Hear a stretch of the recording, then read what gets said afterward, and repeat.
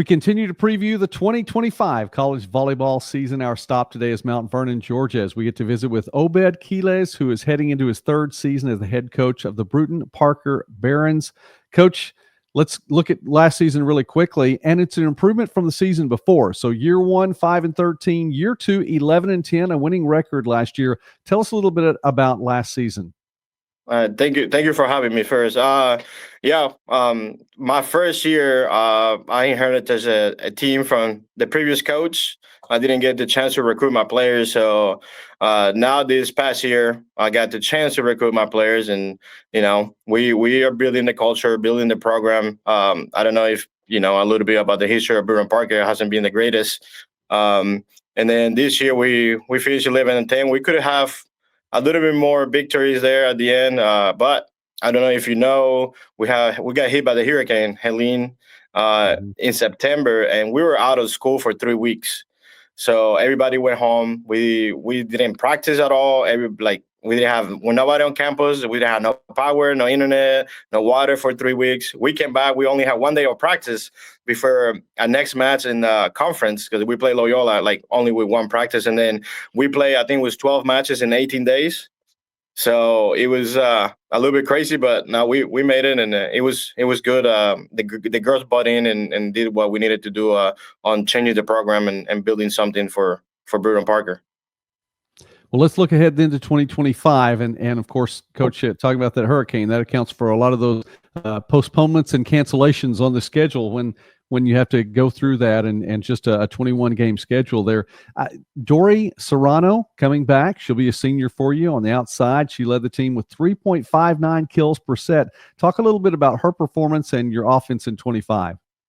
Yeah, I'll say Dory was our main pin hitter and probably carried our offense. We were Cavalier, our other outside hitter. So she came from JUCO, and she didn't get as many swings that she did here. And but she improved a lot this spring season. And she's faster, stronger, and it's good to see her coming in. I think our offense is a little bit faster as well. So having her and then couple other key people that we're bringing in, that'll be fun to see. All right, Rafaela Felisberto was your lead setter last year. She had an injury near the end of the season. She had to make some adjustments there. Is she coming back for her senior year? And tell us a little bit about that area. Yes, she's back. Glad that finger is good to go. Now we can go 5-1. But also we signed a D2 setter too, so we have some choices now. There we can go 6-2 if we need to. But she's coming back. She's our captain of our team. She's a big presence for our team outside and inside the team, in the core.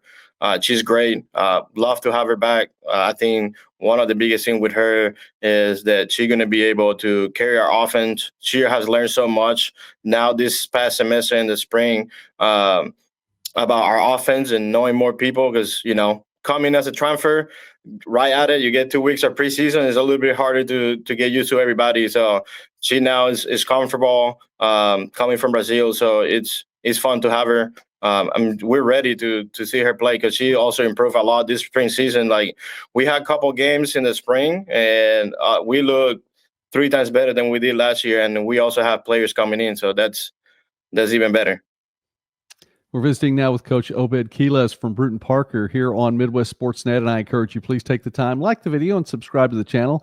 We really appreciate that here. We like talking about small college sports and more throughout the Midwest and beyond. While we're in the middle of the interview time, Coach, let me ask you this, and we'll go back to previewing 25 a little bit more.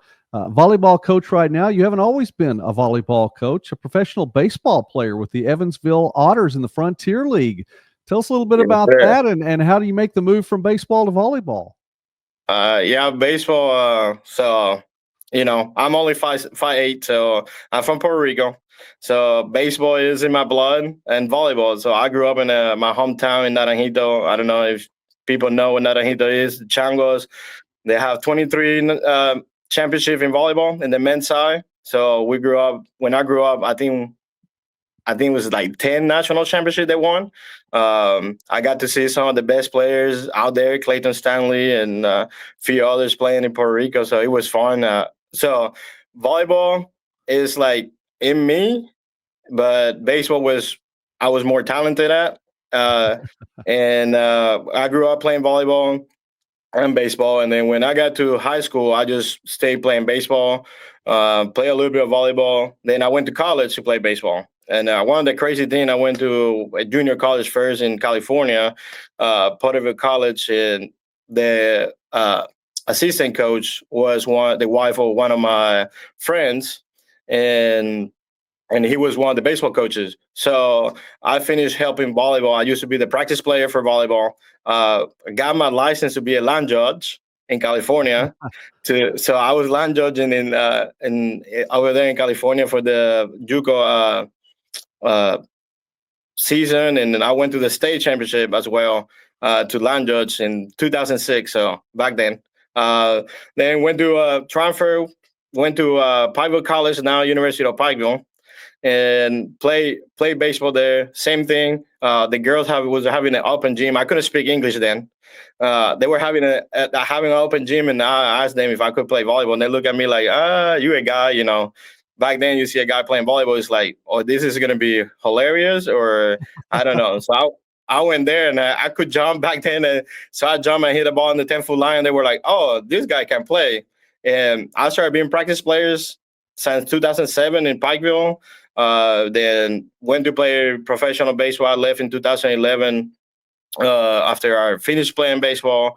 Played baseball all the way to 2013 with Evansville Adder. I got released. Then I became the graduate assistant in Pikeville after that. And then one of the funny stories is when I got my job here, 2 years ago, in reality, I was cleaning my email, and I found an email from October of 2013 of a team trying to sign me to play baseball. And I didn't know that till I got here. So, yeah. Wow, that is something. Well, Yeah. that's quite a journey, Coach. Well, of course, you're there in Mount Vernon right now. So we're talking about volleyball as we've gone the gamut, and we learned a lot about Coach Quiles along the way. Amy Mobley, she was in the middle for you last year, led the team in blocks. Is she coming back for her junior year? And tell us about your defense. Yeah, she's coming back. A big present for us. She got better this spring as well in the offensive side. So I'm ready to see her playing offense a little bit more than defense. Defensively, we're a pretty good team defensively. It start with our serve. I think our serve is really tough. This is how we get a lot of our points. So having her in front to just taking those swings away from other people and make it easier for us. And we also have a transfer middle that is going to help on that too. So we're looking forward for our defense for sure.